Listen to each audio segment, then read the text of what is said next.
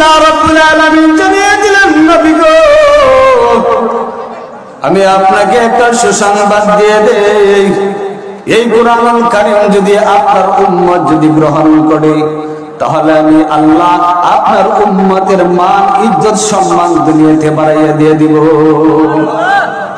এই যে আমাদের মান ইজ্জত সম্মান একমাত্র কোরআনের কারণে মান ইজ্জত সম্মান, যারা বলেন ঠিক কিনা?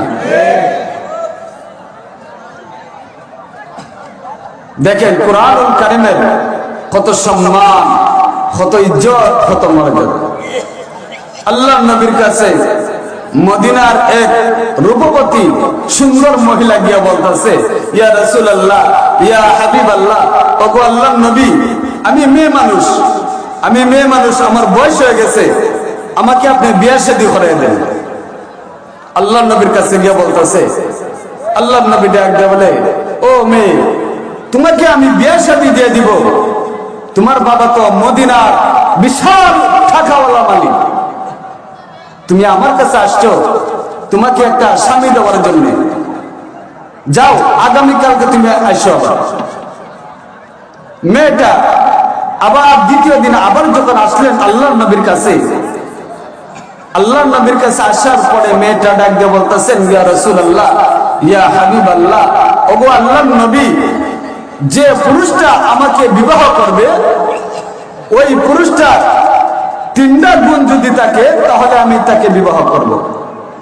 আর যদি এই পুরুষটার ভিতরে যদি তিনটা গুণ না থাকে, তাহলে আমি ওয়াদা করলাম আমার জিন্দেগিতে কোনোদিন আর বিয়া শাদী করব না। সুবহানাল্লাহ। আল্লাহ নবী বলেন, ও মেয়ে, তোমার তিনটা শর্ত কি বলো? মেয়ে জবাবে বললেন, ইয়া রাসূলুল্লাহ, ইয়া হাবিবাল্লাহ, আল্লাহর নবী গো, এক নাম্বার শর্ত হয়েছে, যে আমার স্বামী হবে, যে আমার দায়িত্ব নেবে, যে আমার স্বামী হবে, সে সারাদিন রোজা রাখতে হবে। কয়টা শর্ত? দ্বিতীয় নম্বর শর্ত হলো, ইয়া রাসূলুল্লাহ, ইয়া হাবিবাল্লাহ, আল্লাহর নবী গো, যে আমার স্বামী হবে, সে সারা রাত দাঁড়াইয়া তাহাজ্জুদের নামাজ পড়তে হবে বা নফল ইবাদত বন্দেগী করতে হবে। কয়টা শর্ত? আর জোরে বলেন, ইয়া রাসূলুল্লাহ, ইয়া হাবিবাল্লাহ, আল্লাহর নবী গো, তৃতীয় নাম্বার শর্ত হলো, যে আমার দায়িত্ব নেবে, যে আমার স্বামী হবে, সে প্রতিদিন এক খতম কোরআন তেলাওয়াত করতে হবে। এমন যদি কোনো মদিনার মধ্যে পুরুষ থাকে, তাহলে আমি তাকে বিবাহ করতে পারি, না হয় আমার পক্ষে সম্ভব না। আমার কথা কিন্তু বুঝতে অসুবিধা হইতেছে আপনাদের? যারা বলেন অসুবিধা হইতেছে? আল্লাহ নবী ডাক দিয়ে বলেন, ও মেয়ে, এমন মানুষ মদিনার মধ্যে আমার মনে হয় আর নাই, যে তিনটা শর্ত দিছ মনে হয় মদিনার মধ্যে নাই। আল্লাহর নবী সাহাবীদেরকে ডাক দিয়ে বললে, ও সাহাবীরা, তোমরা সকলে একত্রিত হয়ে যাও। মদিনাতুল মুনাওয়ারার ভিতরে সমস্ত সাহাবীরা একত্রিত হয়ে গেলেন। আল্লাহর নবী ডাক দিয়ে বলে, সাহাবীরা রে, এই যে দেখা যায় একটা সুন্দর মেয়ে, ওই মেয়েটার তিনটা শর্ত আছে, যার ভিতরে ওই তিনটা গুণ আছে, তাকে ওই মেয়েটা বিবাহ করবে। আসেনি গুণ? সাহাবীরা ডাক দিয়ে বলতেছে, ইয়া রাসূলুল্লাহ, আমাদের মধ্যে কোনো গুণ নাই, এই তিনটা গুণ আমাদের ভিতরে নাই। সব সাহাবীরা, এক সাহাবী বললেন না যে এই তিনটা গুণ আমার ভিতরে আছে, সকলে অস্বীকার করলেন। যখন মুরব্বীরা, মুরব্বী সাহাবীর ভিতরে যারা বিবাহ করছে, তারাও দাঁড়ায় গেছে বিয়ে করার লেগে। যুবকরা তো দাঁড়াইছে, কিন্তু সাদাদের এই যে সাহাবীরা আছে, এই সুন্দরী মহিলাটারে দেখিয়া এই মুরব্বীরাও দাঁড়ায় গেছে বিয়ে করার লেগে। আল্লাহর নবী জিজ্ঞাসা করলেন, ও সাহাবীরা, তোমরা যে সকলে দাঁড়িয়ে গেছো তোমাদের মধ্যে তিনটা গুণ আসেনি। সাহাবীরা আরজ করলেন, ইয়া রাসূলুল্লাহ, ইয়া হাবিবাল্লাহ, আল্লাহর নবী গো, এই তিনটা গুণ আমাদের ভিতরে নাই। আল্লাহর নবী বলতেছে, তাহলে চলে যাও, চলে যাও, চলে যাও। মসজিদে নববীর ভিতরে একজন হ্যাংলা পাতলা চিকন সাহাবী বসা।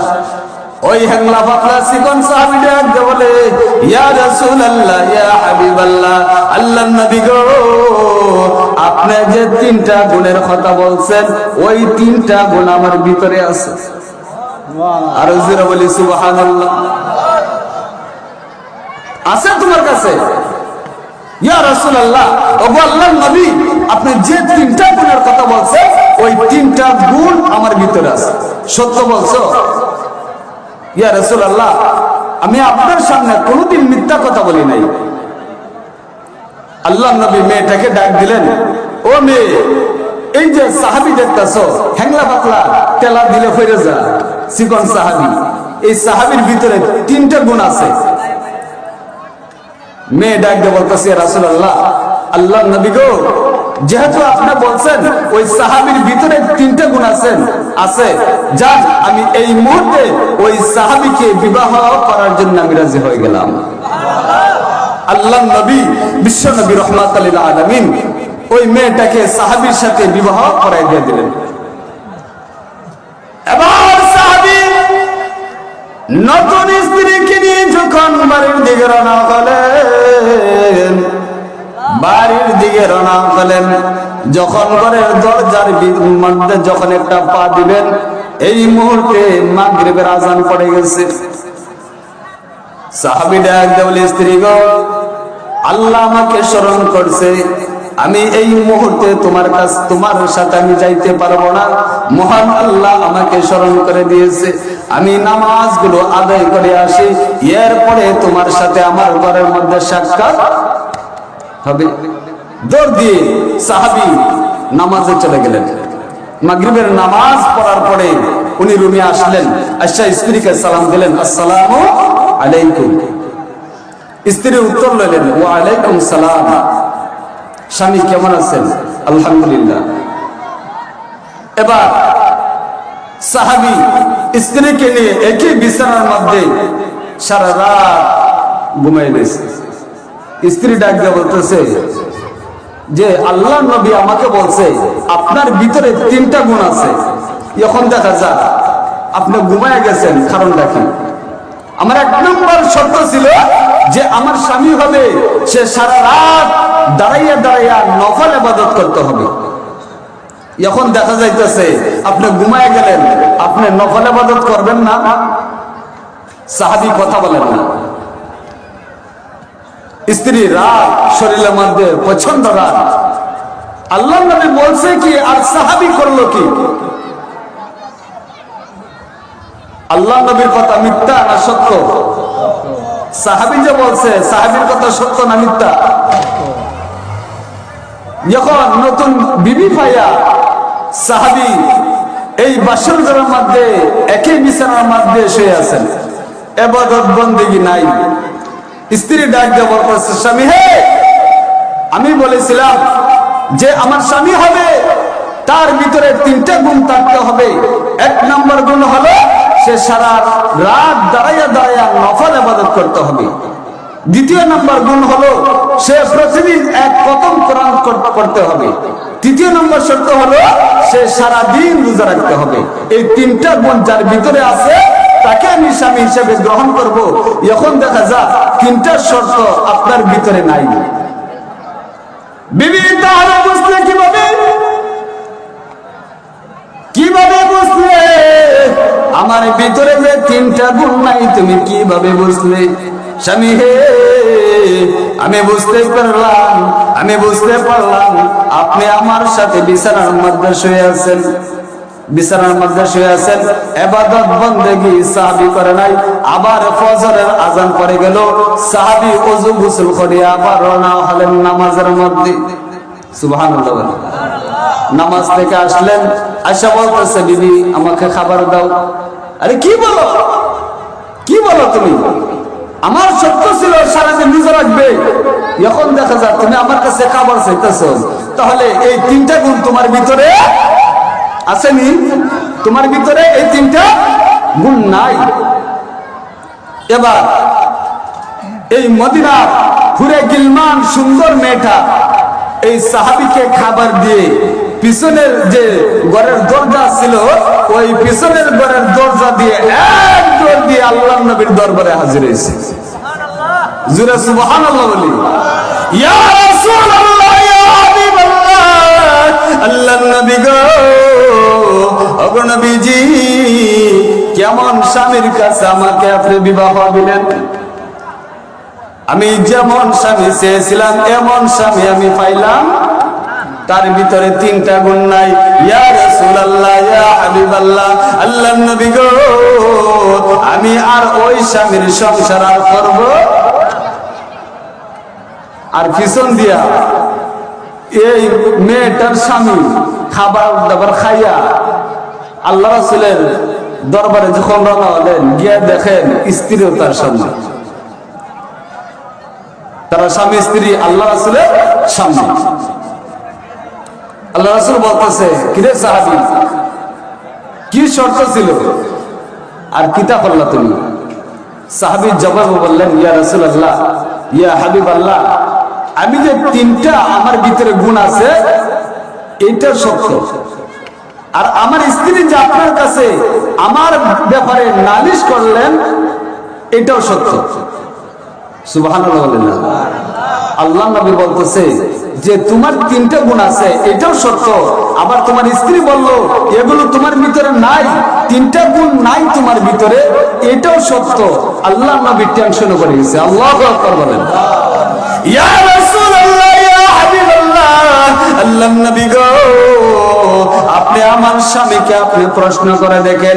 এক নাম্বার প্রশ্ন করেন যে সারা রাত সে দাঁড়াইয়া দাঁড়াইয়া নফল নামাজ পড়ার কথা ছিল, সে সারা রাত আমার একই বিছানার মধ্যে শুয়েছে, নামাজ পড়েন নাই। আপনি প্রশ্ন করলেন, আল্লাহর নবী ডাকতে বলে, সাহাবী রে, সারা রাত তুমি একই বিছানার মধ্যে শুয়ে গেছো, ইবাদত বندگی কোনো কিছু করলে না, কারণ সাহাবী জবাবে বললেন, ইয়া রাসূলুল্লাহ, আল্লাহর নবী গো, আপনি একদিন মসজিদে নববীর বারান্দার মধ্যে আপনি বসে বসে বলেছিলেন, যে ব্যক্তি এশারের নামাজ পড়িয়া আবার ফজরের নামাজ জামাতের সহিত আদায় করবে, সারা রাত নফল ইবাদতের সব মহান আল্লাহ তাআলা আমলনামায় লিখে দিয়ে দিবে।